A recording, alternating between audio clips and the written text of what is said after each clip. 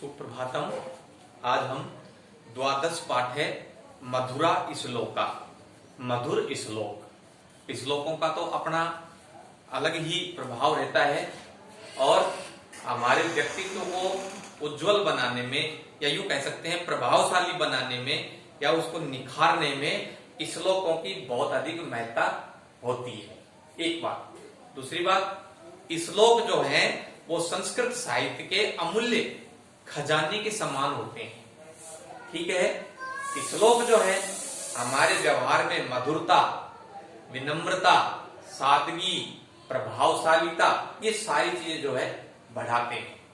अतः हमें जो है इन श्लोकों को कंठस्थ याद कर करके और अपने व्यक्तित्व को जो है प्रभावशाली बना सकते हैं। आज हमारा ये पाठ है, इसके अंदर श्लोक दिए हुए हैं।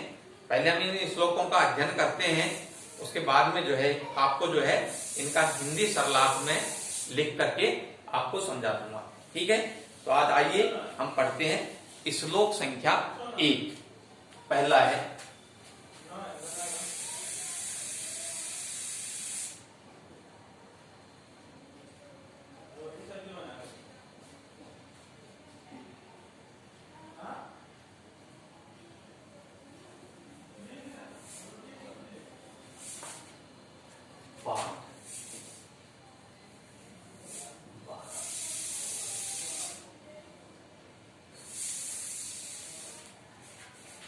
मधुरा श्लोका।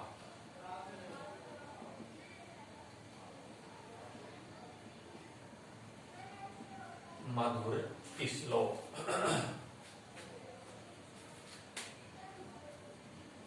पहला श्लोक है हमारा,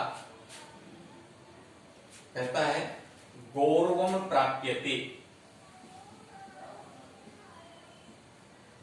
गौरवम प्राप्यते दाना।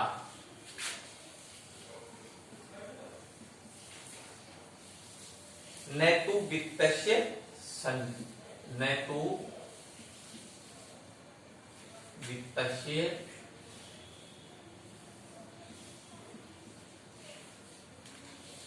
संचया।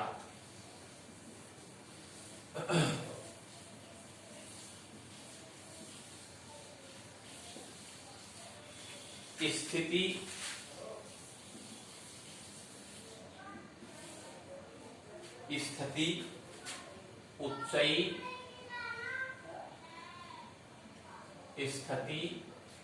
उच्चै पयोदानाम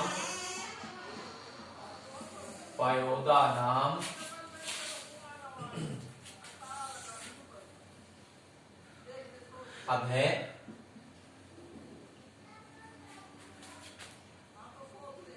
स्थिति उच्चै पयोदानाम पयोधीनाम अधय स्थिति। ठीक है। ये पहला श्लोक कहता है गौरव प्राप्यते, गौरवम प्राप्यते दानात् न तु वित्तस्य संचयात् स्थिति उच्चै पयोदानाम अधय स्थिति। अगला श्लोक है हमारा श्लोक संख्या 2। कहता है अधमा धनम इच्छन्ति। धनम इच्छन्ति।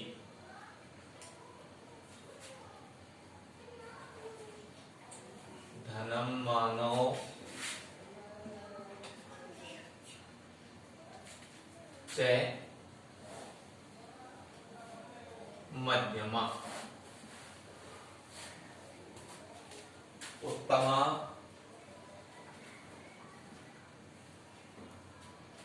मानम इच्छन्ति। मानम इच्छन्ति। मानो ही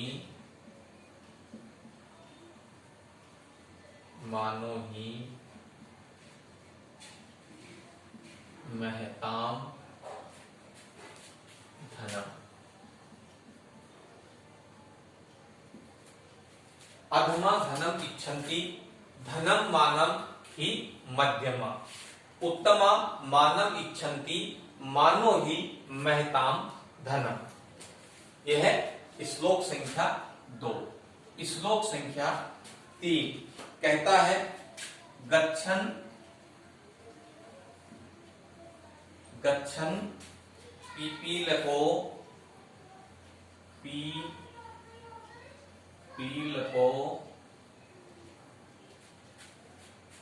याति, योजना नाम सतान्य अपि, योजना नाम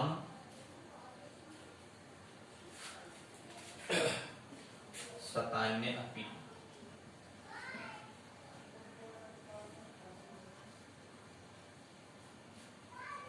गच्छन पीपीलिको याति योजना नाम सतान्य अपि।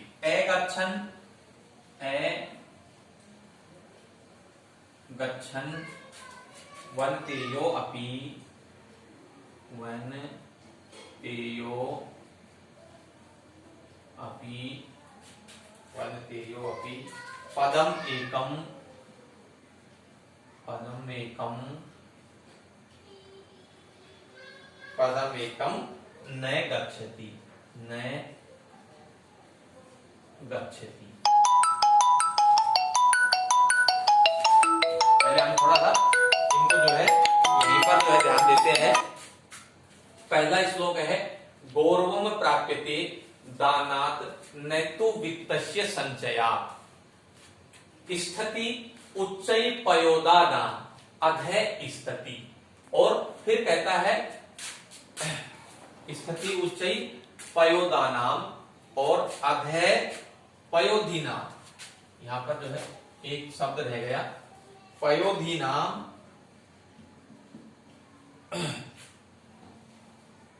पयोधीनाम अधय स्थिति, अधय स्थिति।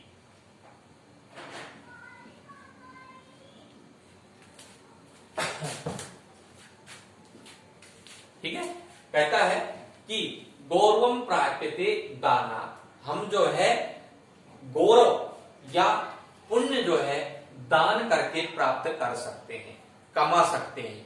क्योंकि कहता है गौरवम प्राप्यते दानात्, धन का दान दे करके ही गौरव प्राप्त कमाया जा सकता है, मान सम्मान पाया जा सकता है। न तो वित्तस्य संचयात्, न कि धन के संचय करने से, संचयात् इकट्ठा करना, संचय करना। तो न तो वित्तस्य, वित्तस्य मीन्स धन, संचयात् संचय से, धन के संचय करने से गौरव की प्राप्ति नहीं होती है। अर्थात गौरव की प्राप्ति या मान सम्मान की प्राप्ति जो है कैसे प्राप्त हो सकती है? धन को दान दे करके प्राप्त किया जा सकता है, दूसरों के हित में लगा करके मान सम्मान प्राप्त किया जा सकता है, पुण्य कमाया जा सकता है। अगली लाइन में कहता है स्थित है उच्चई पयोदा नाम, जिस प्रकार से पयोदा नाम बादल, बादल कहाँ स्थित होते हैं? उच्चई, ऊपर स्थित होते हैं। बादलों का स्थान कहाँ होता है? ऊपर होता है। क्यों? क्योंकि वे वर्षा का जल वर्षा करके सभी को ऊपर जो है परोपकार करते हैं, सारे जीव जंतुओं के ऊपर अपना जल दे करके, बरसात करके वो पुण्य कमाते हैं और औरों को जो है पुण्य प्रदान करते हैं। ठीक है, कहता है पयोधी नाम अभय स्थिति। लेकिन पयोधी, पयोधी का मतलब होता है समुद्र, और समुद्र का स्थान कहाँ होता है? नीचे होता है। क्यों? क्योंकि समुद्र जो है वो अपना जल एक जगह संचय करके रखता है, इकट्ठा करके रखता है। अतः उनका स्थान कहाँ होता है? समुद्र का स्थान नीचे होता है, बादलों का स्थान ऊपर होता है। क्यों? क्योंकि वह अपना जो है जल जो है वो वर्षा के रूप में सभी को देते रहते हैं, परोपकार करते रहते हैं, दूसरों की भलाई के लिए लगाते रहते हैं। ठीक है, अगला अधमा धनम इच्छन्ति धनम मानो चय मध्यमा। ठीक है, उत्तमा मानम इच्छन्ति मानो ही महताम धनम। आगे कहता है अधमा धनम इच्छन्ति, जो निम्न स्तर स्तर के लोग हैं, जो नीचे स्तर के लोग होते हैं, अधमा धनम इच्छन्ति, वह धन की कामना करते हैं, वह धन की लालसा रखते हैं।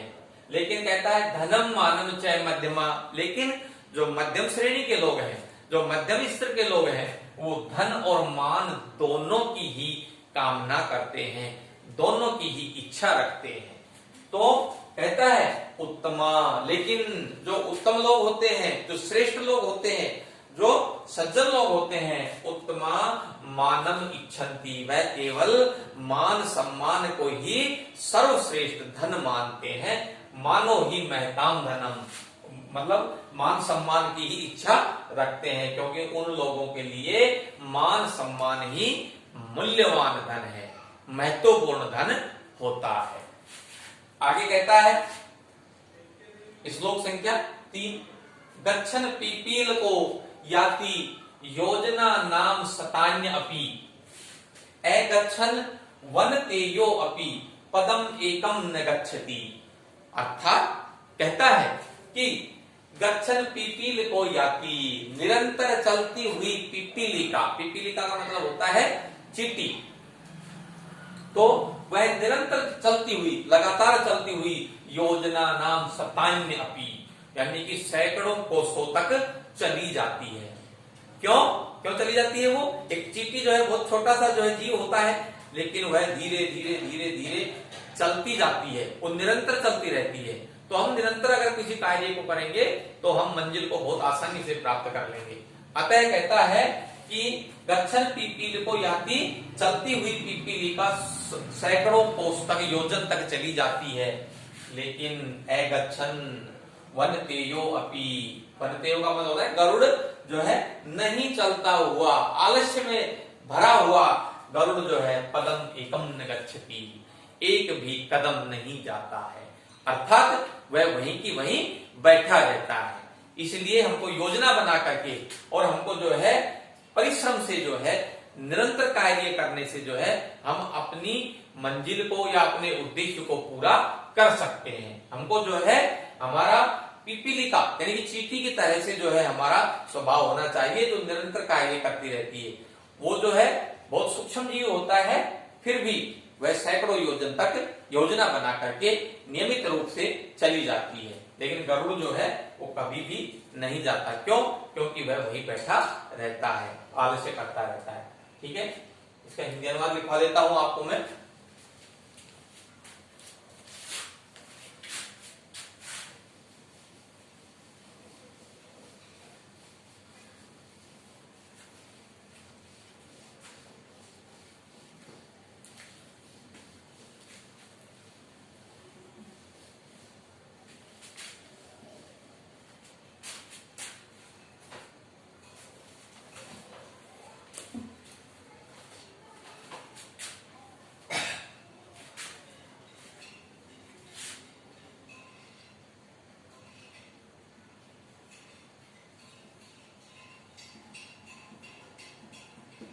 श्लोक संख्या 1,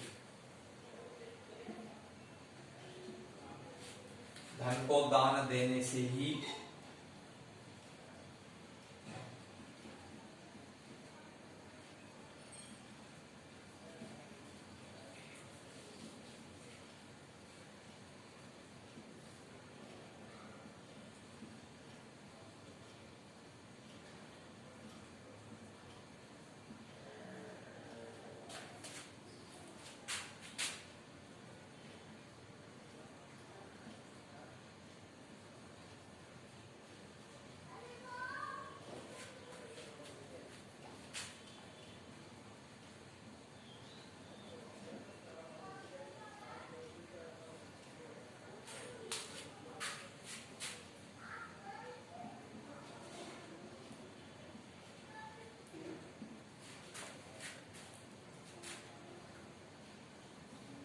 आदि प्राप्त करता है। धन को दान देने से ही मनुष्य प्रशंसा, बड़प्पन आदि प्राप्त करता है।